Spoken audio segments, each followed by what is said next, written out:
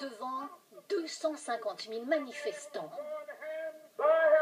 Je rêve que mes jeunes enfants vivront un jour dans une nation où ils ne seront pas jugés sur la couleur de leur peau, mais sur la valeur de leur caractère.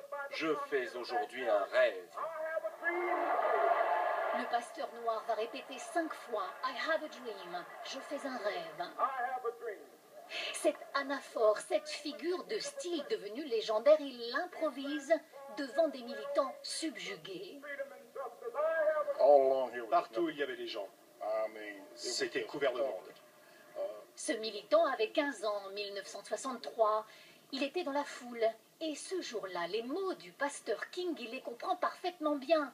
À l'époque, dans l'Alabama où il grandit, la ségrégation raciale, il la vit au quotidien.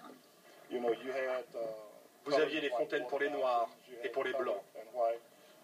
Même séparation pour les toilettes. Je ne pouvais pas aller dans un restaurant réservé aux blancs. C'était comme ça.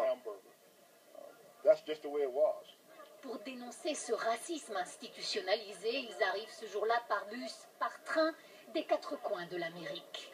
Des Noirs, mais aussi des Blancs. Ces images sont diffusées en direct sur toutes les télévisions. Des milliers d'auditeurs réalisent enfin le bien fondé des revendications des Noirs. À cette époque, Rosa Parks a déjà gagné son combat. Les gens de couleur n'ont plus à laisser leur place dans les bus aux Blancs. Mais à cette époque, Martin Luther King veut plus. Les mêmes droits civiques pour tous et pourquoi pas un jour un président noir. Je pense que nous aurons peut-être un président noir dans moins de 40 ans. Je dirais même que cela pourrait arriver dans 25 ans ou moins. Martin Luther King a été assassiné par un blanc dans ce motel bien avant l'élection de Barack Obama. Il n'aura pas vu ce rêve se réaliser. Une immense statue tout à sa gloire s'élève aujourd'hui au cœur de la capitale américaine. Mais alors que le chômage touche 2 fois plus de noirs que de blancs, notre témoin a le cœur lourd. Peu importe le nombre de lois que vous votez, ce n'est pas ça qui change l'âme, le cœur des gens.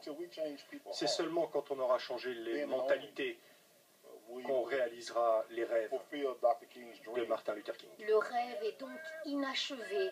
Les questions raciales divisent aujourd'hui l'Amérique plus que jamais.